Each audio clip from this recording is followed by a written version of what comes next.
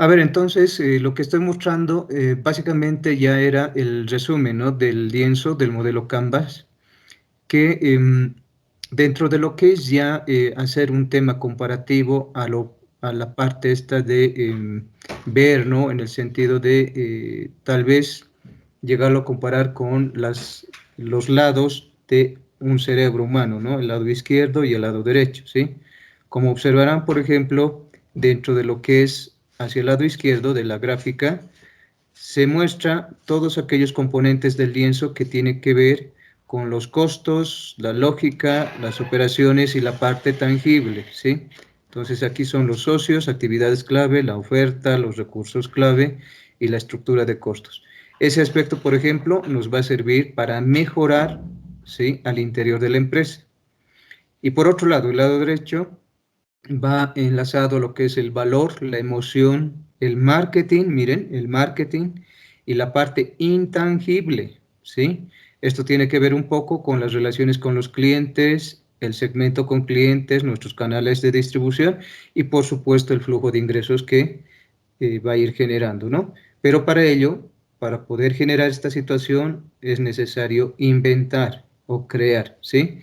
Enseguida vamos a ver, bueno, dentro de los puntos que vamos a ir avanzando, en este tema de inventar se habla mucho de la innovación, ¿sí? Entonces es algo muy importante también llegar a determinar y cuál es el aspecto clave incidente, por ejemplo, respecto a la innovación que vendría a estar dentro de este grupo, donde va a generar valor, emoción, realizar el marketing y la intangibilidad, ¿sí? Es que, como ya decía, se llega a establecer, ¿no?, estos aspectos dentro de lo que es el modelo de negocio bajo el enfoque Canvas, ¿sí? Por otro lado, dentro de este modelo Canvas, obviamente también nos va a servir para elaborar esa situación de un plan de empresa, ¿no? Lo que estoy mencionando acá, por ejemplo, es para qué sirve y qué es en realidad el plan de empresa, ¿sí? En este caso, como yo lo he remarcado, el plan de empresa nos permite y es aquel documento que identifica y analiza y describe una idea de negocio, ¿verdad? Presenta las bases para la creación y desarrollo de la empresa y obviamente también acá nos sirve de alguna forma de mostrar a través de este documento las situaciones que deseamos realizar, ¿sí?, los aspectos que vamos a necesitar para llevar a cabo ese plan, ¿sí? Entonces es algo muy importante también determinar esta situación de este plan de empresa, ¿no?, que es muy importante, ¿sí? Entonces dentro de ello también, en este plan de empresa que es muy importante, es determinar esa utilidad. Por ejemplo, como ven acá, hay una utilidad de carácter interno y hay una utilidad de carácter externo, ¿sí? En cuanto a esa situación de utilidad interna, nos sirve, por ejemplo, para comprobar la viabilidad de nuestro plan o del proyecto que podamos tener, de determinar también las situaciones de acción o las líneas de acción también, para con las actividades que tenemos que realizar y por supuesto nos sirve también para hacer el control, ¿no? El control en el desarrollo también de este plan o del proyecto, ¿sí? En cuanto a la parte externa, se refiere a que este documento, a través de este documento, que va a ser ese plan, ¿no?, ese plan de empresa, por ejemplo, nos va a permitir servir de un documento de presentación, ¿no?, hacia terceros. Por ejemplo, podemos presentar a entidades financieras, a organismos públicos quizás, a posibles socios o como también a inversores, ¿no? Entonces van a querer ver qué es lo que queremos hacer, cuál es la intención nuestra a través de este plan de empresa y las situaciones que se proponen, ¿no?, y cuál es la viabilidad y factibilidad, ¿sí?, de que exista éxito. Entonces, en ese sentido es que nos da esa utilidad esta situación del plan de empresa, ¿sí? Tomen en cuenta entonces estas dos características, tanto internas como externas. ¿Perfecto? Ok. Entonces, vamos a la siguiente, al siguiente cuadro. Acá estoy mostrando las características de un buen plan de empresa, ¿sí? Tomen en cuenta esto, es muy, pero muy vital, ¿sí? Primero, que debe ser completo, ¿no? Todo plan de empresa es necesario que sea completo en el sentido de toda la información que se vaya a requerir. Y eso es algo muy importante también que tenemos que determinar, ¿sí? Por otro lado, esto es algo que, por ejemplo, observo en los proyectos de grado, ¿sí? La claridad y la concisión, es decir, que lo que está redactado sea entendible, ¿sí? Sea preciso, conciso o en otras palabras, al punto, sin ir con rodeos o como dicen comúnmente, sin ir por las ramas, ¿sí? Tomen en cuenta ese aspecto, ¿ok? Otro punto es que todo plan de empresa debería ser atractivo, ¿no? Es decir, toda la información que vayamos a redactar y estructurar dentro del documento debería ser de alguna forma atractiva, ¿sí? Que tenga una situación innovadora, ¿no? Como por ejemplo lo que ocurre también, y vuelvo a hacer la incidencia con los proyectos de grado, que la temática de investigación sea innovadora en una situación también que quizás no ha sido investigada, ¿no? Y ahí va a tener esa situación del atractivo, ¿sí? Por otro lado, realista. Esto es un punto muy importante, ¿sí? Todo lo que mencionemos en el documento tiene que ser bajo información real y validada, ¿sí? No podemos, entre comillas, por así decirlo, inventarnos, ¿no? La información. ¿Por qué? Porque si este documento deviene de la elaboración de nosotros como profesionales, vamos a generar una mala imagen en el caso de que se compruebe que la información no es verídica, ¿sí? No es veraz. Entonces hay que tener mucho cuidado también en esa situación. Y por otro lado, ¿cuál es el otro contexto que cuando se habla del tema realista? Que se pueda lograr. Por ejemplo, no podemos decir en un plan de empresa, que queremos llegar a construir un puente hasta el planeta Marte, digamos, ¿no? Creo que eso va a ser pues irreal porque no se tienen los recursos, ¿verdad? De armar un puente hasta el planeta Marte porque eso es algo que no se puede dar, ¿no? Entonces es muy importante también aquí trabajar ese tipo de realidad, ¿sí? Ese punto en especial que se incidencia en el tema de la realidad, ¿no? De ser realistas. Vamos al otro punto, flexible. Aquí este es otro punto muy importante y de alguna forma también para comentarles sobre los proyectos de grado igual, ¿no? Toda investigación o, en este caso, todo plan de empresa, por ejemplo, tiene que ser flexible a sufrir ajustes. Es lo que pasa también con los proyectos de grado. Evidentemente pueden haber observaciones, pero que podemos subsanar. Y eso no significa que nos desmotivemos, ¿no? En un plan de empresa, por ejemplo, también pueden haber observaciones y lo podemos ajustar de acuerdo a información que quizás podamos actualizar, ¿no? Eso es muy importante. Por ello viene el siguiente punto, ¿no? La situación de información actualizada, ¿sí? Que esté en el contexto actual. Por ejemplo, hoy en día, que todavía estamos viviendo este tema de la pandemia, ¿no? Hay varios aspectos que esta pandemia ha incidido, ¿no? En la actividad empresarial. Entonces, si elaboramos un plan de empresa en este momento, debería estar actualizado en ese contexto, ¿sí? No sirve de nada que hablemos de situaciones que hayan pasado el 2018-19, ¿no? Sino lo que está pasando en este momento. Y así este plan de empresa pues va a resultar algo exitoso cuando mostramos esta situación también actualizado en el contexto en el que estamos viviendo, ¿sí?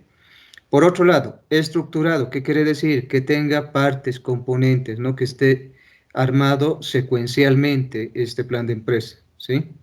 En ese sentido, cuando hablamos de una situación estructurada, quiere decir que va a tener un orden, ¿sí?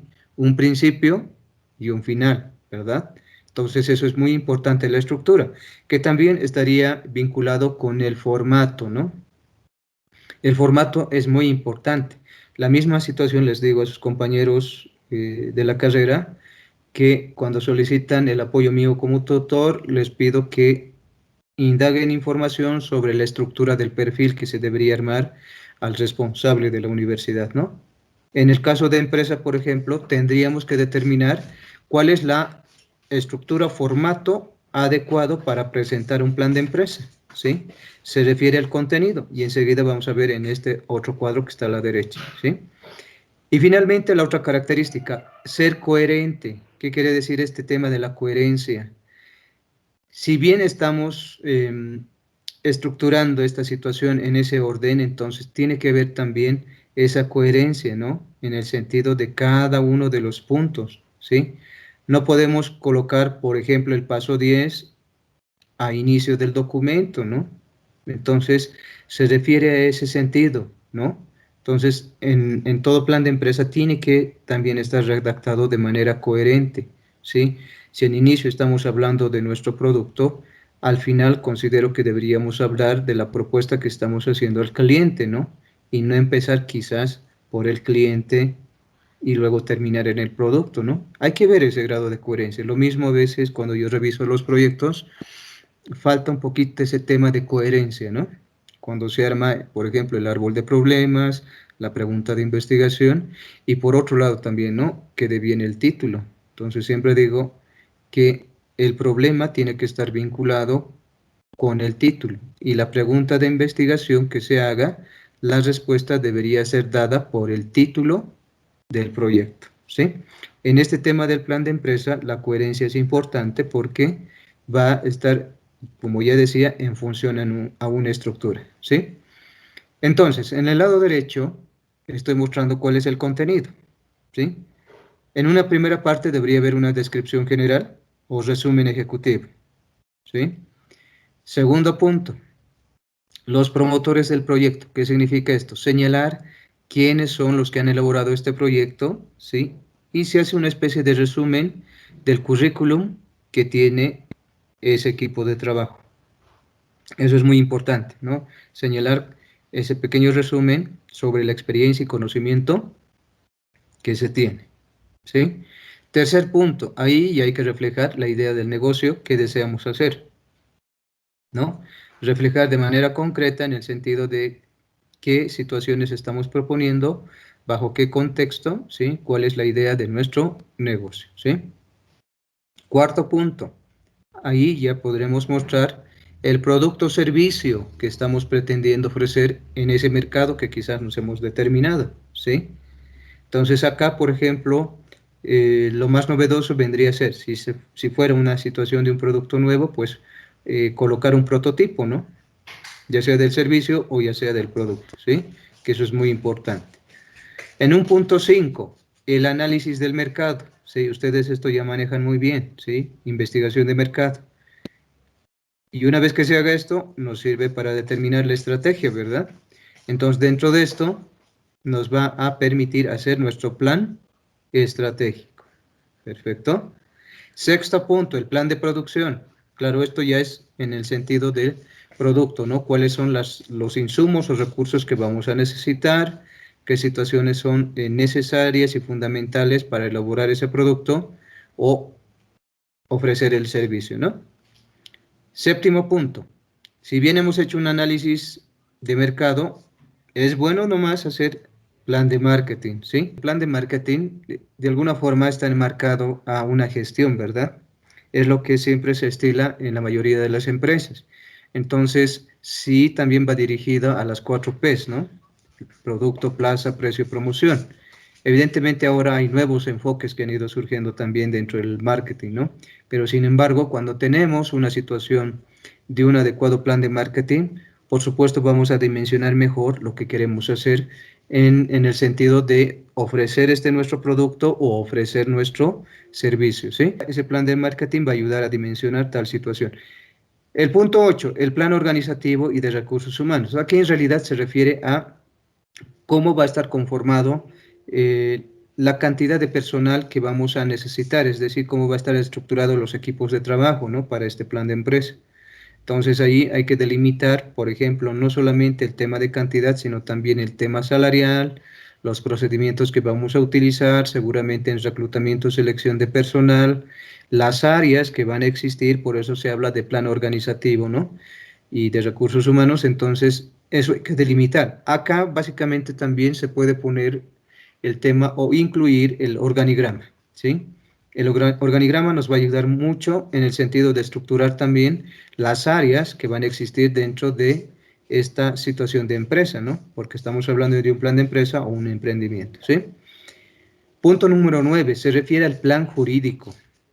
Acá se establece cuáles van a ser las normativas de carácter jurídico, legal, que la empresa tiene que dar cumplimiento de acuerdo al rubro que vaya a elegir. Y eso es muy importante, ¿no? Porque también toda empresa o todo emprendimiento tiene que estar sujeta a la normativa, ya sea laboral, impositiva y en el rubro en el que esté, ¿sí? Por ejemplo, si es del sector de alimentos, va a haber una situación que tiene que cumplir quizás con el SENASAC, ¿no? Entonces ahí tenemos que establecer un aspecto que esté vinculado con esa normativa, esa ley, que respalde la actividad que vamos a realizar y que también vamos a estar sujetas a fiscalización, ¿sí? Entonces son aspectos que hay que ir señalando acá. Punto 10, plan económico financiero, el más incidente, ¿verdad? Porque aquí tenemos que determinar los recursos económicos y financieros que vamos a requerir, ¿sí? Es decir, acá se debería determinar el presupuesto, ¿no? Nuestro flujo de caja, para también evidenciar si en determinado tiempo logramos ingresos que en algún momento se pretende percibir, ¿no? Y si hay esa factibilidad de lo que es nuestro plan de empresa, ¿sí? Punto 11, la viabilidad económica financiera. Bueno, aquí se trata de hacer ya ese análisis financiero, ¿verdad? En el sentido de calcular a través de los indicadores financieros, ¿no? Entonces ahí ustedes, y considero que ya conocen el tema del BAN, del TIR, cómo hacemos el cálculo. Entonces dentro de ello también estos indicadores nos van a servir para determinar esta viabilidad económica y financiera, ¿sí? Y finalmente el último punto se refiere a las conclusiones, ¿no? Acá deberíamos determinar también cuál es la situación que el equipo que ha elaborado este plan considera, qué aspectos son incidentes dentro de este plan de empresa que se está proponiendo, la situación también de mencionar si va a ser innovador, si es una situación que va a ir generando no solamente ingresos, sino también la mejora en ese entorno donde va a realizar sus actividades, el grado de incidencia que pueda tener en ese nuevo mercado, ¿sí? Conclusiones obviamente relativas a cada uno de los puntos que se han ido desarrollando a lo largo de este documento, ¿no?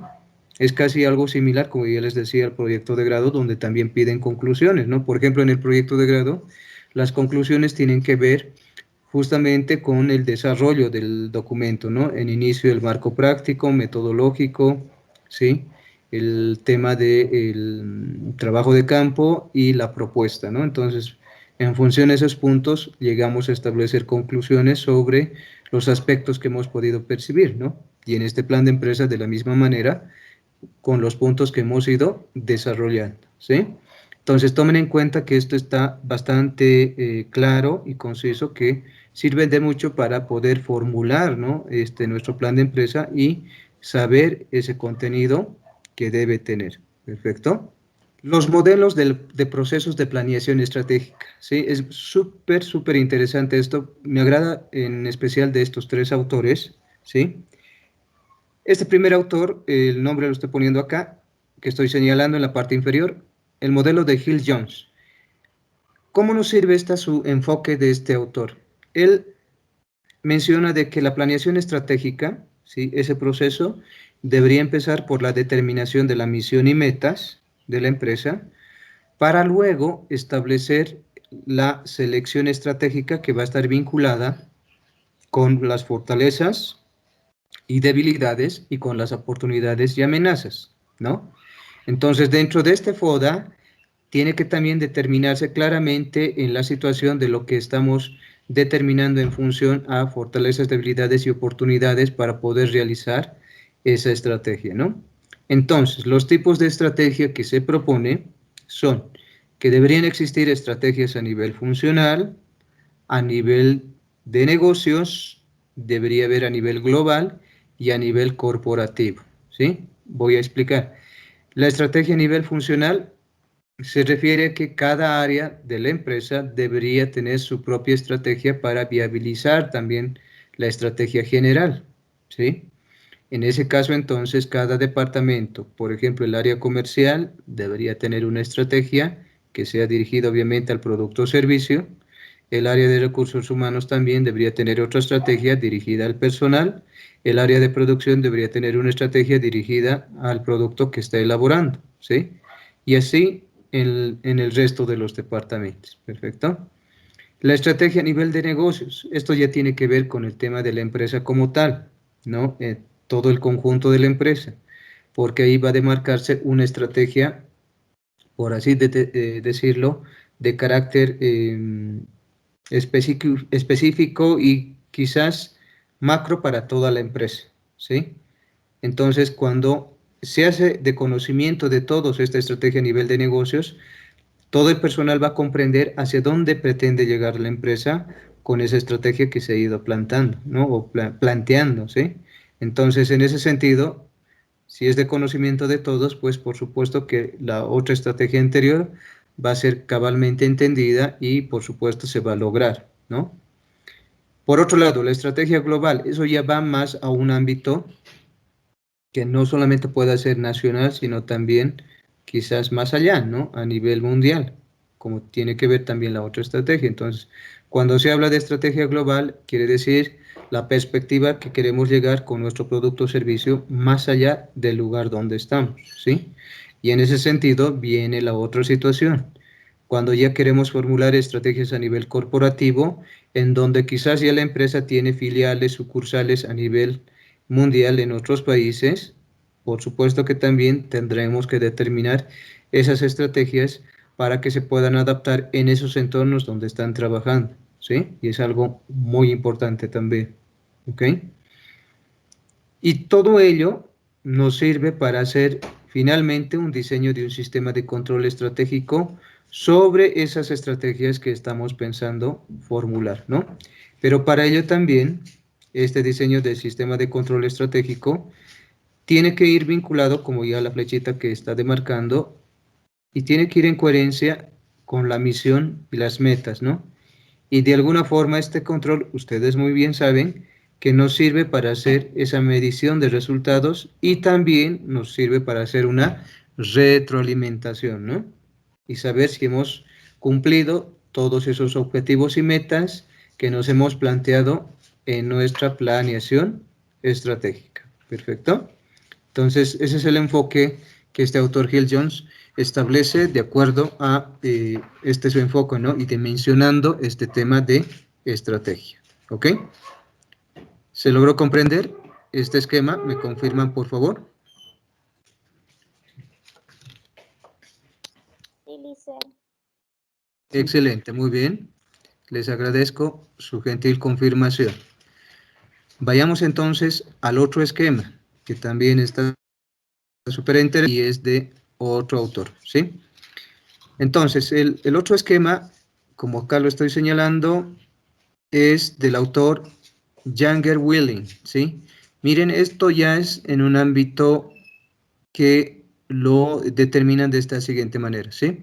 Para ellos, la planeación estratégica es tomar en cuenta estos factores, ¿no? Un análisis ambiental, la formulación de la estrategia, la implantación de la estrategia y hacer una evaluación y control, ¿sí? En el análisis ambiental tiene que ver con la parte, por un lado, externa y con la parte interna, ¿no? En la parte externa, ¿qué se debería analizar? El ambiente social y el ambiente sectorial.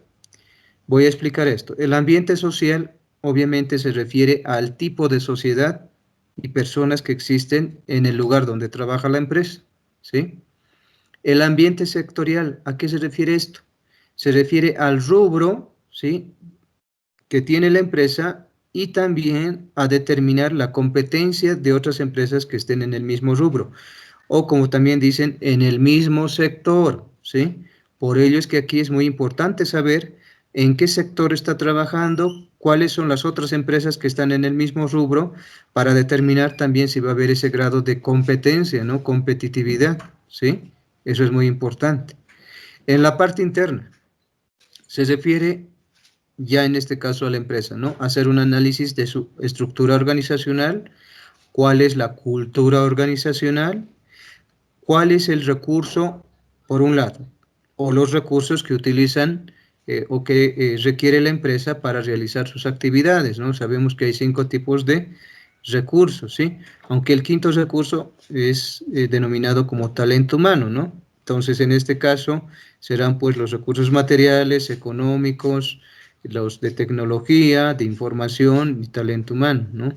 Y eso es muy importante analizar estos recursos con los cuales cuenta la empresa, ¿sí? Entonces, una vez identificado este análisis, ya nos vamos a formular la estrategia. Para este autor, y esto también me parece interesante, se debe partir de la misión, ¿sí? De los objetivos, luego las estrategias, luego las políticas, luego los programas, después de los programas, el presupuesto y finalmente los procedimientos y la ejecución. Sin embargo, de esta secuencia, como pueden observar, para formular la estrategia se debe llegar hasta la determinación de políticas, ¿sí? Cuando ya estamos en el paso de la implementación de la estrategia, entonces hay que crear programas, presupuestos y procedimientos, ¿sí? Cuando ya estemos en una instancia de ejecución, eso va a significar que vamos a hacer una evaluación y control de esta ejecución de la estrategia, ¿sí? Si se dan cuenta, esta secuencia de pasos que se dan, claramente está estructurando en qué etapa hay la formulación de la estrategia, en qué etapa es la implementación o implantación y en qué etapa es la evaluación y control, ¿sí? Es un esquema bastante sencillo, ¿sí? No es nada difícil, que también nos ayuda mucho a orientar cómo vamos a llegar a establecer, ¿no? Nuestra estrategia, ¿sí? Y eso es muy importante, ¿no? Partir con la misión y visión. Yo complementaría aquí con misión, con visión, ¿sí? Luego, claro, aquí, antes que objetivos, debería estar metas, ¿no? Luego recién los objetivos, ¿sí? Planteamos la estrategia. Lo que podría yo complementar aquí serían las tácticas, ¿no? Luego de las tácticas, las políticas, ¿no? Ya para la implementación, los programas. Aquí, antes de programas, debería venir los planes, ¿sí? Luego los programas, los presupuestos, los procedimientos y la ejecución. Enseguida les voy a indicar y les voy a dictar también esa secuencia desde la experiencia mía que se debería seguir. Pero vayamos con el tercer aspecto que quiero mostrar. Tercer modelo, y lo que estoy señalando en este momento, y esto atiéndanme bien por favor, porque pueda ser que pregunte de manera sorpresiva. El modelo de Fred David, que esto también es muy interesante. Miren, él establece también una secuencia de formulación de la estrategia, ejecución de la estrategia y la evaluación, ¿sí? ¿Cómo empieza él? Él menciona, este autor propone de que se debería empezar por determinar la misión, que debería estar vinculada en realizar una auditoría externa y una auditoría interna, ¿no? Esta situación que está proponiendo de auditorías es básicamente el establecer un análisis interno y un análisis externo, ¿no? Que eso va a servir también para determinar adecuadamente cuál es la razón de ser de la empresa, ¿no? Entonces, en la auditoría interna va a permitir identificar debilidades y fortalezas, ¿no? En la auditoría externa permitirá identificar amenazas y también identificar oportunidades, ¿sí? Una vez identificado estos aspectos, ya nos va a permitir, según el autor, fijar los objetivos y fijar las estrategias. Entonces, en este sentido, cuando fijamos los objetivos, tienen que estar vinculados también a la determinación, que en este caso para el autor es de determinar metas, ¿no? Metas que debería ir dirigida hacia la gerencia general, el tema de mercadeo, finanzas, el tema de producción, la investigación y desarrollo, ¿sí? Cuando se fijan estrategias, obviamente se trata también, según el autor, de fijar políticas, ¿no? Entonces, en este caso, las políticas tendrían que ser también para las distintas áreas, ¿no? Por ejemplo, para gerencia general, área del mercadeo, finanzas, producción, investigación y desarrollo. Ahora, estas áreas que se están mencionando, por ejemplo, el área de investigación y desarrollo, está enmarcado a empresas, por ejemplo, industriales, ¿no? Que realizan o elaboran productos, ¿sí? Por eso es que se menciona aquí investigación y desarrollo. Pero si se tratara de otro tipo de empresa, por ejemplo, comercial, claro, ahí cambiaría también, ¿no? La denominación del área, ¿ok? Una vez identificados los objetivos y estrategias, va a permitir la siguiente instancia de asignar recursos, ¿no? Entonces, dentro de la asignación de recursos, ya determinaremos cuáles son los insumos, materia prima y otros recursos que se necesitará para poder efectivizar estas estrategias y lograr los objetivos, ¿no? Y finalmente, hay que medir y evaluar los resultados, ¿no? Entonces, dentro de estas secuencias, miren, desde la formulación de la misión hasta fijar objetivos y estrategias, para el autor es formular la estrategia, ¿sí?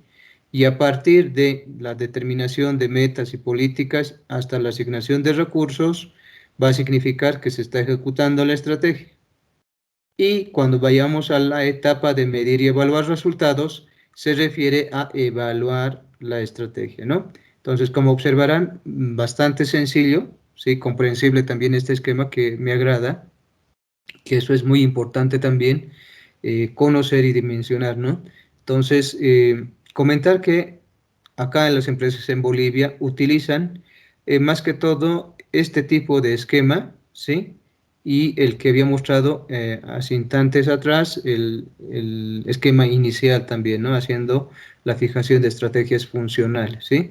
Entonces es muy importante también considerar este aspecto. Entonces, ahora voy a dictar la secuencia mía en el sentido de lo que es lo que he explicado anteriormente, ¿sí? ¿Qué situaciones deberían abordarse dentro de esta planeación estratégica desde el punto de vista mío y experiencia? Anótense, primero debería estar la determinación de misión, ¿sí? Misión. Luego tiene que estar la determinación de visión, ¿sí? Luego viene el tema de las metas. Luego de las metas, los objetivos.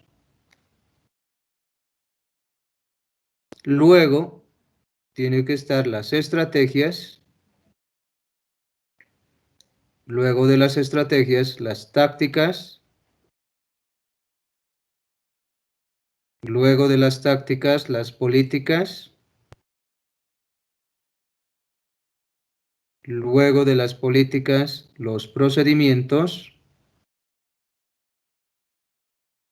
Luego de los procedimientos, los procesos. Luego de los procesos, las funciones. Luego de las funciones, las tareas. Luego de las tareas, finalmente las actividades. Y ahí culminaría. Entonces, esta situación que acabo de mencionar está referido justamente a hacer esa planeación bajo una característica también estratégica, es decir, nuevamente reitero, delimitando la misión, la visión, las metas, los objetivos, ¿sí? La estrategia, la táctica, lo que es las políticas, los procedimientos, los procesos, ¿sí? Las funciones, las tareas y las actividades, ¿sí? Misión, voy de inicio, ¿no? Misión, sabemos lo que es, ¿no? Conceptualmente es la razón de ser de la empresa, ¿verdad? La visión, hacia dónde quiere llegar la empresa, ¿perfecto? Las metas se van a lograr en función a los objetivos, ¿no? Por eso es que incluso los objetivos tienen que ser medibles, alcanzables, realizables, ¿verdad? Para lograr esa meta, ¿ok? Dentro de ello, la estrategia, lo que ya estamos viendo es la situación de planificar las actividades que vamos a realizar y los aspectos que se van a requerir, ¿sí? Ahora, el tema de la táctica, siempre lo digo, es el cómo hacer para que se realice la estrategia, ¿sí? ¿Qué mecanismos se va a utilizar? ¿Qué, por así decirlo también, qué herramientas o qué situaciones vamos a necesitar para lograr esa estrategia? ¿Sí? Y siempre ejemplifico esto, por ejemplo, lo que hace la empresa, la Cervecería Nacional, por ejemplo, ¿no? Ha tenido una estrategia tiempo atrás para llegar a un nuevo segmento de mercado con su producto, ¿no? Entonces, su estrategia era llegar a establecer un nuevo segmento de mercado con la innovación de su producto, ¿sí? Que pueda ser consumido. En este caso, entonces, como táctica ha utilizado herramientas de comunicación que son esa pantalla gigante que en algún momento lo puso en la Obelisco, ¿no? Cerca de la Camacho, ¿sí? Y dentro de ello, en esta imagen que mostraba y proyectaba en esa pantalla, ese medio ha significado la táctica que va a utilizar para efectivizar esa su estrategia, ¿sí? Entonces tomen en cuenta este tema de la táctica. Las políticas, siempre lo menciono, ¿no? Política, esto anótense y recuerden, la política son guías de acción, ¿sí? Guías de acción que están vinculadas con las normas y reglas que se establecen al interior de la empresa, ¿sí? Guías de acción que están vinculadas con las normas y reglas que se establece al interior de la empresa. En todo caso, cuando establecemos políticas también, significará determinar aspectos normativos de cómo se debería viabilizar tanto la estrategia como la táctica. Y no solamente en un sentido, este tema de políticas para con la estrategia, porque también hay políticas para cada una de las áreas, ¿no? Y eso es muy importante. Procedimiento. El procedimiento va a ser un conjunto de procesos, no se olviden, por favor, ¿sí? A veces esto preguntan en el examen de grado. Entonces, el procedimiento siempre va a ser el conjunto de procesos sobre algo específico. Por ejemplo, el procedimiento para la compra de material de escritorio. Entonces, para efectivizar ese procedimiento, pues habrá un proceso, ¿no? Y dentro de lo que se estila en las empresas públicas, por ejemplo, arman un documento que significa términos de referencia, ¿verdad? Esos términos de referencia van a especificar los procesos o el proceso que se debería seguir para efectivizar esa compra de material de escritorio, ¿no? En ese sentido, entonces, la diferencia de lo que es procedimientos y procesos, ¿no? Ahora, los procesos también están vinculados con esa secuencia de pasos, no se olvide. Secuencia de pasos que tienen que ver en conformar un procedimiento, ¿sí? No se olviden de ello, ¿ok? Las funciones. Vital esta situación de funciones, porque tenemos que determinar esas funciones por cada individuo personal que trabaja en la empresa, ¿no? Y de acuerdo a su área, obviamente, ¿sí? Cada personal o cada integrante de las diferentes áreas tiene que saber cuáles son sus funciones que tienen que cumplir. Sí, claro, eso está estructurado en el manual de funciones, pero sin embargo, tienen que conocer y especificarse por cada cargo incluso, ¿no? Entonces, dentro de ello, ya cada integrante de las distintas áreas va a conocer las funciones que tiene que cumplir, ¿sí? Por ello es que luego vienen las tareas. Miren, por ejemplo, para un encargado comercial, su función principal será el de saber ofertar el producto o servicio que ofrece la empresa, ¿sí? Pero ¿cuál será la tarea? ¿Cuál será la tarea? ¿Sí? Si bien la función es saber ofrecer el producto o servicio de este encargado comercial, ¿no? De identificar esos aspectos que permitan, ¿sí? Lograr esa oferta del producto. ¿Cuál sería la actividad? Poner en ejecución. Si en algún momento dije voy a necesitar un showroom, voy a necesitar un estante, qué sé yo, ahora hay que poner en acción, ¿sí? Esa vendría a ser la actividad. Entonces, dentro de ese showroom pondrá el estante, el producto, ¿sí? Entonces es la acción. Por eso es que en algún momento se la denomina actividad, ¿perfecto? Tomen en cuenta esto porque muchas veces no se dimensiona bien y cuando nos preguntan estas situaciones a veces No podemos responder, ¿verdad? Entonces tomen en cuenta. Muy bien, vamos al otro punto. El gobierno corporativo y los grupos de interés. ¿A qué se refiere esto? Gobierno corporativo, como lo estoy mostrando en la presentación, ¿sí? Tiene que ver con ese sistema por el cual, miren, dentro del entorno que trabaja la empresa, ¿sí? Está vinculado, ¿no? Con sociedades. Entonces aquí se tiene que saber cuál es el contexto, el entorno en el que está trabajando la empresa, ¿sí? Y bajo qué aspectos quizás van a ser dirigidas y controladas sus actividades. No olvidemos que cuando nosotros, por ejemplo, creamos nuestra empresa, tenemos que asumir compromisos y responsabilidades, ¿no? O en otras palabras, derechos y obligaciones. Entonces, es lo que tenemos que delimitar, ¿sí? Entonces, es muy importante también que dentro del gobierno corporativo debamos llegar a determinar también esa estructura que, por un lado, tenemos que determinar al interior de la empresa, ¿sí? No solamente la conformación de sus áreas, sino también de establecer esas metas y objetivos que van a ir dirigidos también a ese entorno, ¿sí? Y cuáles van a ser también los medios para lograr esas metas y objetivos, ¿sí? Y que también incidan en la situación del contexto de esa sociedad.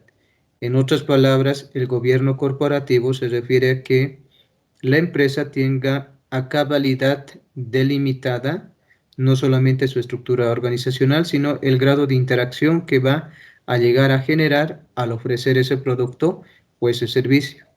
Por otro lado, cuando se habla también de gobierno corporativo, siempre lo menciono, no se olviden, se refiere a que quizás la empresa está trabajando en un ámbito multinacional, ¿no?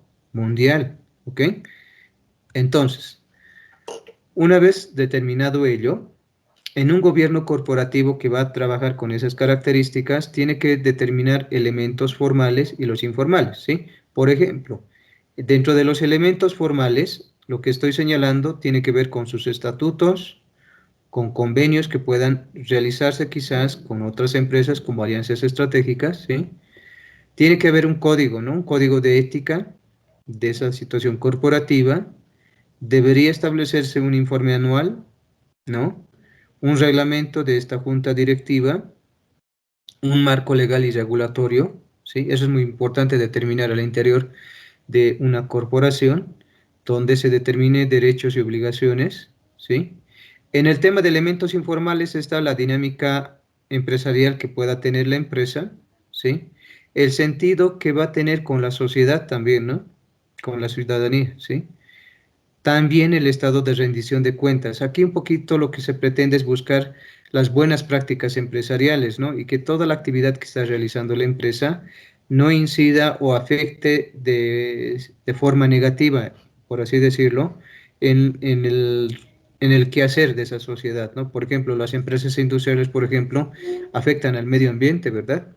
Por ello es que en algún momento a veces se estipula que se hagan rendición de cuentas, ¿no? Y deberían ser mostrados de manera pública sobre esas sus acciones que han tenido, ¿no? En sus actividades, ¿sí? Luego aquí se debería ver cultura ética y valores, por supuesto, eso es muy importante, la cultura que ha ido generando la empresa, esa ética con la cual se conduce y los valores que ha ido generando en su personal, ¿sí? Y dentro de ello también debería estar hacia el lado derecho que estoy señalando los mecanismos de control, ¿no? Estos mecanismos de control deberían estar en un sentido interno y en un sentido también externo. Cuando hablamos de un tema interno se refiere a sistemas de control interno, ¿no? A ver la gestión de riesgos. Y cuando hablamos de aspectos externos se refiere a las inversiones, a la auditoría externa que se pueda realizar, a los organismos de supervisión y control. Sí, por ejemplo, toda empresa siempre va a estar sujeta al ente regulador, ¿sí? En el país, ¿sí? En el lugar donde esté trabajando, ¿no? Por eso es muy importante también llegar a tener estas supervisiones y control, ¿no? Y por supuesto también de la misma sociedad civil. Entonces, eso ayuda mucho en esta situación de un gobierno corporativo, ¿sí? Ahora, para una empresa en un ámbito local o nacional, se estipula el gobierno empresarial, ¿no? Que casi es similar a esta situación, ¿sí? Simplemente cambia el denominativo de empresarial. Corporativo, ya les decía que es a un nivel multinacional, que esté en varios lugares donde tiene que acatar también de acuerdo a ese entorno y contexto en donde realiza sus actividades. Perfecto. Entonces, muy importante, estos puntos considero que son esenciales, ¿sí? Por otro lado, otro aspecto que está vinculado a ello es los grupos de interés, ¿no? Los famosos stakeholders. ¿Cómo es que están vinculados? Por supuesto que dentro de este grupo están los accionistas, está la comunidad, ¿sí? Están los reguladores, están los empleados, los acreedores y los clientes, ¿no? Esos son los actores que conforman estos grupos de interés, ¿sí? Luego debería existir un consejo de administración que determine esa responsabilidad, cultura y estrategia y monitoreo de las actividades de la empresa, ¿no? Para luego, la otra situación que se da es la conformación también de comités, ¿no? Que haya un comité de finanzas, de auditoría, evaluación y compensación. Esto es muy necesario, ¿no? Y toda empresa debería tener este comité, tanto en el aspecto financiero, de auditoría y de evaluación, de compensación, ¿no? Que se refiere al tema salarial, ¿sí? En este caso, este comité, por ejemplo, va a determinar los requerimientos regulatorios, ¿sí? Va a determinar cómo es que se van a realizar los reportes en el tema financiero, las auditorías, y el tema de la remuneración, ¿no? Que por supuesto deberían basarse también en las regulaciones, ¿sí? Deberían basarse también en un marco legal y también debería haber situaciones de control, ¿no? En este caso se dice las evaluaciones o pruebas de control, ¿sí? También se evalúan aquí los procesos, ¿no? Y los reportes. Por otro lado, en el otro aspecto de la otra especie de pilar, el gobierno y control dentro de esta situación corporativa. Debería haber una evaluación del Consejo y Comité de Auditoría, ¿sí? Debería ver cómo está la administración de riesgo y esa situación también regulatoria, ¿no? Sobre lo que es el tema de las actividades que realiza, en función, por ejemplo, a las operaciones, a la parte financiera, aspectos no financieros también, la auditoría interna, por ejemplo, y controles internos, ¿sí? Este tema del TI es las tecnologías de información también que actualmente se pueden utilizar, ¿ok? Por otro lado, ya vámonos a la otra situación que es el management, ¿no? Es la gestión o la administración, ¿sí? Que en este caso lo que se pretende y con estas siglas que se está mencionando del CFO, el CEO, el CEO, el CRO, no es más que se refiere a cómo es que los responsables, por ejemplo, de la parte financiera, van a ir cumpliendo, ¿no? Y asumiendo sus actividades. El CEO sabemos que es los directivos, ¿no? De la parte que puede ser de la alta gerencia o también de las situaciones de los niveles gerenciales intermedios, ¿sí? El CEO es de la parte operativa de jefatura y el CRO también viene a verse con el tema de lo que es ya netamente en el nivel operativo donde se realizan las ejecuciones de las actividades, ¿no? Entonces, para tener esa adecuada administración, lo que aquí se debe evaluar es esa vulnerabilidad que pueda tener o que se pueda ir generando dentro de las actividades que se dan en la empresa. Otro aspecto que se ve mucho es la prevención de fraudes, ¿sí? Corrupción, cómo es el ambiente de control también, eso es muy importante, la ética, la cultura, ¿sí? Y algo que se hace incidencia, ¿no? Que se haga una emisión fraudulenta de reportes financieros. Por eso es que dentro de esta situación del management, todos estos responsables, tanto de la parte financiera, operativa, del nivel estratégico y operativo, asumen esa responsabilidad para que no exista este tipo de situaciones, ¿no? Que estoy señalando aquí en la parte inferior, ¿sí? Entonces, si todos estos componentes y pilares son debidamente llevados a cabo, por supuesto que vamos a crear un adecuado modelo de gobierno corporativo, ¿no? Y que vamos a ir reflejando también a todas las filiales, ¿ok? Entonces, sumamente importante dentro de lo que es este aspecto de el modelo de gobierno corporativo. Voy a proyectar un video que está bastante interesante que tiene que ver justamente con este nuestro siguiente punto que es innovación. Les voy a pedir que estemos bien atentos a este tema del video que es sumamente cortito y que nos va a ayudar a dimensionar también lo que vamos a ver, ¿sí? Voy a proyectar en realidad 2 videos, ¿sí? Que son sumamente cortos, que hablan sobre el tema de innovación o ese cambio que debería sufrir una empresa, ¿no?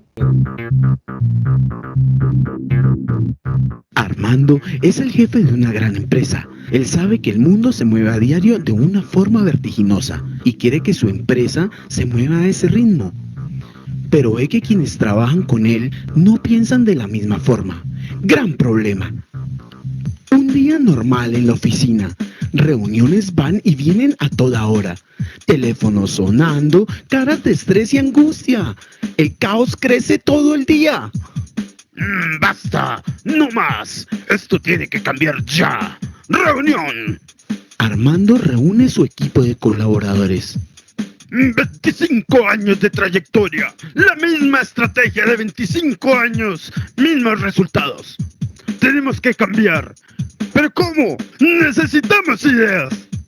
Eduardo, uno de los ejecutivos jóvenes de la empresa, se levanta. Cambiemos la forma de ver el mundo, de pensar, es hora de innovar. Pero Jorge Alberto, uno de los clásicos, no está de acuerdo. ¿Cómo? Eso es una locura. Así como estamos bien. Cambiar abre puertas a mundos de conocimiento y oportunidades. Crecimiento. Antes que Eduardo responda y continuemos con esta historia, vamos a definir qué es locura según una de las mentes más brillantes del siglo XX. Locura es hacer lo mismo una y otra vez esperando resultados diferentes. ¿Entienden? Imaginen un carro dando la vuelta a una rotonda, una y otra vez, esperando llegar a su destino. Ahora sí, continuemos con nuestra historia. Normalmente pensamos para qué cambiar si estamos bien. Jorge Alberto lo cree así. ¿Pero será miedo a fracasar? ¿No confía en nuevas estrategias? Pueden surgir mil interrogantes. ¿Cómo sería el panorama para Jorge Alberto si da un paso hacia la innovación? No más reuniones sin sentido, ganando mucho más tiempo para ideas nuevas. Menos carga de estrés y contratiempos, mayor productividad y rendimiento. ¿No creen que eso sería un cambio realmente significativo? Empresas que han salido de esa zona de confort han abierto sus horizontes, logrado productos, servicios que han revolucionado los mercados o se han convertido en compañías aún más eficientes de lo que eran. ¿Nosotros nos vamos a quedar en el fondo? ¿Qué piensan? Miradas encontradas en la reunión terminan en un aplauso. Muchos de ellos querían decirlo antes, pero no se atrevían a decirlo por miedo a ser tildados de locos. Y ahora el único verdaderamente loco era Jorge Alberto, quien tuvo que agachar la cabeza y aceptar la verdad. Esa verdad que dice: si buscas resultados diferentes, no hagas siempre lo mismo. Otra frase brillante de ese cerebrito relacionado anteriormente, Albert Einstein. Ahora usted decide, ¿más de lo mismo o te atreves a innovar para mejorar? Principio número 1. La innovación siempre mejora la vida de la gente. El punto de partida de toda innovación son las personas y nunca la tecnología. El truco no es preguntarles qué necesitan, sino observarlos y escucharlos de manera empática. Esto permite que más adelante se apropien de la innovación, contribuyendo a hacerla sostenible. Principio número 2. No es innovación si no lo pones en práctica. El innovador es un creativo que sale a la cancha, pasando siempre de la inspiración a la acción. Al diseñar prototipos con tus propias manos, estás transportando las ideas, desde tu cabeza al mundo exterior.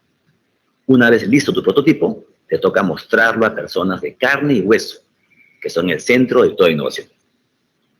Principio número 3. Innovar es formar un equipo con gente diferente a ti. Innovar no es un hecho milagroso, ni habilidad exclusiva de grandes genios del planeta. El gran mérito de los innovadores no ha sido su capacidad intelectual, sino su habilidad para conformar un equipo con habilidades diferentes y que se inspiren mutuamente. Si quieres innovar, lo primero es mirar a tu alrededor. Nadie puede innovar solo. Principio número 4. No es innovación, sino se basa en el ensayo y error. La diferencia entre mejorar e innovar es que la mejora no incorpora ningún riesgo. Y para asumir esos riesgos sin temor a fracasar, debemos darle seguridad a nuestro equipo innovador. Así, un ejemplo de ensayo y error es la evaluación de prototipos. No busquemos nunca validar nuestra propuesta de solución, sino observar la utilidad que el propio usuario le puede brindar. Principio número 5. La innovación es un método que se puede repetir. La innovación centrada en las personas es una metodología, cuyas etapas son empatía, definición, ideación, prototipo y testeo. Según los resultados en la etapa de testeo, pasaremos a cualquiera de las etapas anteriores, ya que la innovación nunca termina. Estos son los 5 principios de la innovación. Te toca pasar de la inspiración a la acción y empieza a ponerlos en práctica. La innovación y el cambio van de la mano, ¿verdad? En ese sentido, en este mapa conceptual que estoy mostrando, la innovación y cambio consiste en la oportunidad de anticipar una amenaza o un problema, ¿no? Que quizás ya hemos detectado, ¿sí? Y esto va a provenir, obviamente, del interior o del exterior de la empresa, ¿no? Entonces, dentro de esta situación que ya hemos detectado en un sentido interno o externo, ya nos permitirá quizás realizar cambios estructurales. Por otro lado, de repente quizás vamos a tener que ver quiénes van a ser los encargados de realizar esa situación de cambio. Y por otro lado también, cuando se habla de globalización de la economía, esto es un poco cuando ya la empresa está enmarcada y ha decidido hacer la innovación, pues tiene que también trabajar en un marco global, ¿no? Para también generar competitividad, ¿sí? Entonces, esto ha sido propuesto por el autor que estoy señalando en este momento, Nel Norris de Meléndez, que es un autor latinoamericano, pero nacionalizado en Estados Unidos, que ha propuesto esta situación del esquema de innovación y cambio, ¿sí? Que me parece bastante interesante al determinar esos cambios estructurales, ver con una situación de globalización de la economía y los agentes de cambio, ¿sí? Ahora, bueno, en el tema de la globalización de la economía, algo que me está preocupando, y les comento esto, ¿sí? Con toda la situación que está pasando de la pandemia.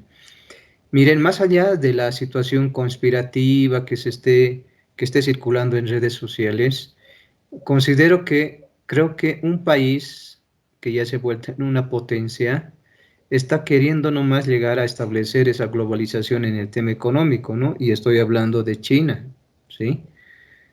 Hubiera sido genial de Japón, pero Japón tiene otro sentido, ¿no? Y en el caso de China, he observado que poco a poco en el transcurso de este tiempo que ha ido pasando, ha ido ganando sectores, ¿sí? Gracias a su actividad que ha ido realizando, ¿no? Porque nos hemos de dar cuenta que todos los productos que, por ejemplo, llegan a nuestro país ahora son de producción china, ¿no?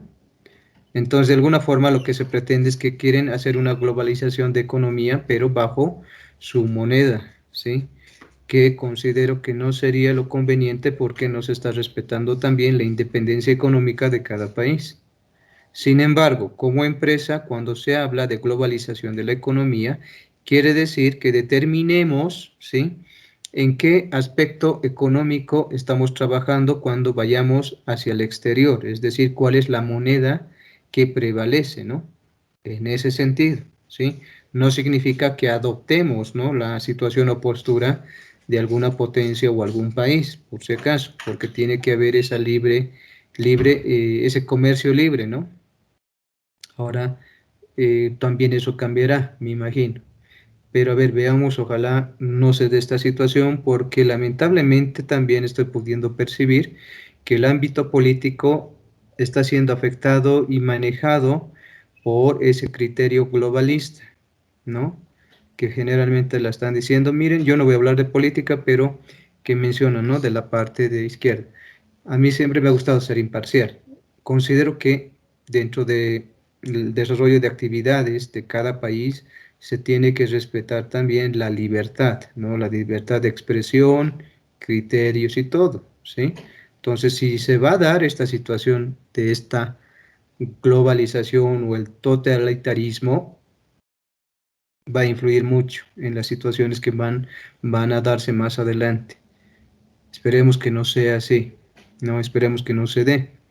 Sin embargo, toda empresa, yéndonos ahora al tema empresarial, tiene que estar ¿sí? Tomando previsiones y estar a la expectativa de estos sucesos con características también globales, no solamente en el tema de economía, sino también en el tema de las actividades como tal que se van a realizar, ¿ok? Muy bien, por otro lado, vayamos al otro cuadro. Dentro de los cambios estructurales, ¿cuáles van a ser las fuentes? La alteración a las estrategias, el tamaño de la empresa, la tecnología, el ambiente y el equilibrio de poder, ¿no? Esta situación va a ayudar bastante a determinar también esa situación estructural en cuanto a la determinación del tamaño de la empresa, ¿no? La tecnología que va a usar y el ambiente y contexto en el que trabaja. Ahora, cuando hablamos de la globalización de la economía, ¿qué va a hacer? O sea, ya en el sentido empresarial, me refiero, va a dar lugar a la aparición de competencias, obviamente, ¿no? Cuando trabajamos en un mercado extranjero. Y esto va a implicar defenderse, ¿no? Con nuevos productos, con nuevos servicios de la competencia quizás tradicional y las ofertas innovadoras quizás de pequeñas empresas, ¿no? Que están entrando al mercado. Por ello, lo que tendríamos que ver aquí es la sofisticación de la tecnología con la que contemos, ¿no? Y esta situación de sofisticación que promueve va a aumentar obviamente la capacidad de respuesta y nos va a permitir desarrollar, fabricar y distribuir nuestros productos o servicios de manera más rápida, ¿no? Entonces, como observarán también el tema de las tecnologías de información va a llegar a generar, ¿no? Que cada empresa tenga esa capacidad de respuesta, ¿no? Y que pueda desarrollar también, ¿no? Y distribuir y fabricar esos productos o los servicios que vaya a ofrecer, ¿sí? Entonces, en esa dimensión también es que se habla de esta globalización de la economía, ¿no? Cuando trabajamos y contextualizamos en estos aspectos que acabo de mencionar. ¿Perfecto? Tomen en cuenta entonces eso. ¿Qué son ahora los agentes de cambio? Si se dan cuenta es la otra parte, ¿no? De esa situación del mapa conceptual. Los agentes de cambio pueden ser de carácter interno y de carácter externo, ¿sí? Estos agentes son aquellos responsables, ¿no? Por ello que lo que menciono acá, son individuos que ocupan una posición quizás elevada en la empresa y que va a implicar que estas personas, estos responsables, ¿sí? Lleguen a detectar el tema de esas debilidades, fortalezas y amenazas, ¿no? Y por otro lado también, a veces esto ocurre en este tema de cuando uno es a ese nivel jerárquico responsable como un agente de cambio, que implique una amenaza a su posición o a su estatus. Es decir, si en algún momento no ha obtenido resultados, obviamente por decisión del dueño de la empresa puede hacer que no siga ese apoyo, pero sin embargo, considero que dentro de esa asignación de agentes de cambio, estas personas profesionales tienen que asumir también esa responsabilidad, ¿no? De poder generar esa situación de cambio y motivar también no solamente a su equipo, sino a toda la empresa, ¿sí? En cambio, cuando hablamos de agentes externos, lo que estoy señalando a la derecha, son los que aportan con objetividad, claro. Es lo que me agrada a veces cuando se solicitan los servicios externos de un especialista en este tema de cambio, el apoyo va a ser más objetivo. ¿Por qué? Porque no va a ser juez y parte, ¿no? Como lo que pasa con la parte interna, ¿sí? Del personal que trabaja al interior de la empresa. Entonces aquí el aporte va a ser más objetivo, ¿sí? Sobre la percepción que quizás de los problemas o fallas que encuentra en la empresa. También se va a apoyar en la experiencia que pueda tener este especialista y las sugerencias que puedan haber frente a los cambios que se puedan dar necesarios en la empresa, ¿no? Por ello es que cuando alguna empresa requiere de innovación y cambio, siempre es bueno y aconsejable consultar con un especialista, ¿no? En un sentido externo, para que sea más objetivo ese apoyo y ese aporte que pueda dar a la empresa. ¿Perfecto?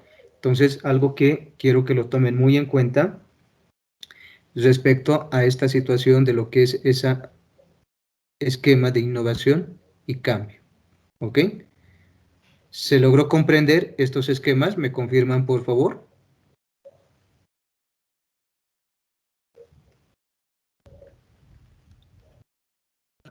Sí, Luis. Excelente. Muy bien. Excelente. Les agradezco su confirmación. Vayamos al siguiente punto. Y con esta parte voy a cerrar, ¿sí? Las 5 P's de la estrategia. Sé que han escuchado esta situación de las 5 P's, que es de Mintzberg, ¿no? De Mintzberg. Entonces, ¿Cuáles son esas 5 P's? Para Mintzberg es el plan, el patrón, la posición, la perspectiva y la táctica, ¿sí? Reitero nuevamente, las 5 P's de la estrategia: el plan, el patrón, la posición, la perspectiva y la táctica. Voy a desglosar esos puntos. Cuando hablamos de plan, ¿sí? Quiere decir que una estrategia, en cierta manera, va a ser un plan para enfrentar situaciones, ¿verdad? Entonces aquí se debe hacer ese plan antes de que se tomen acciones, ¿no? Frente a atender esas situaciones que tenemos que enfrentar. Perfecto. ¿A qué se refiere el patrón? Cuando se elabora la situación de un plan también tiene que ver con esa estrategia prevista. Entonces, los patrones se van a referir a estrategias que se han implementado anteriormente, ¿no? Es decir, en otras palabras, otro término de patrón serían los indicadores, ¿no? Que nos ayudan a hacer un análisis comparativo, ¿verdad? Acá lo que se está pretendiendo decir es comparar esa estrategia que hemos aplicado en la gestión 2019 y la nueva que estamos queriendo aplicar en el 2021, ¿sí? Y determinar cuál ha sido esa secuencia de cómo han habido esos resultados del 2019 hasta la fecha, ¿sí? Entonces eso nos va a demarcar ese patrón, ¿sí? La posición. Esta P se trata de, obviamente, la posición de la empresa en la que se encuentra en el mercado, ¿sí? Es decir, la interacción que tiene la empresa con su contexto interno y con su contexto externo, ¿sí? Aquí nos va a ayudar mucho justamente la investigación de mercados o saber el posicionamiento que tenemos, ¿verdad? Como empresa, ¿sí? Entonces es otra situación que nos sirve bastante a determinar esa posición que tiene la empresa. La perspectiva se refiere a que es de alguna forma también el tema de que va a ayudar a la estrategia es la situación que hayamos elegido como empresa. La situación que hayamos elegido como empresa. En todo caso, también se lo denomina la posición elegida, ¿no? Esa perspectiva que hemos determinado, ¿sí?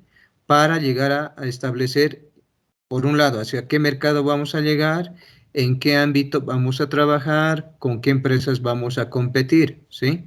Por lo general, esta perspectiva debería ser también amplia en el entorno donde está trabajando la empresa, ¿sí? Y finalmente, la táctica, ¿no? Esa es otra opción que deviene de la estrategia, como ya he explicado, ¿sí? Utilizar la táctica, por ejemplo, es una que los competidores quizás no la esperan, ¿no? Por ejemplo, alguna herramienta, un medio o recurso que vamos a utilizar que la competencia no se ha imaginado, ¿no? Por ello que les decía, la táctica es la forma de cómo vamos a efectivizar esa estrategia, ¿no? Y eso es muy importante también para que pueda tener éxito en esa situación de el logro de esas estrategias. Perfecto, entonces muy importante considerar también estas 5 P's, ¿sí? De lo que, como ya mencionaba anteriormente, de la estrategia. Perfecto.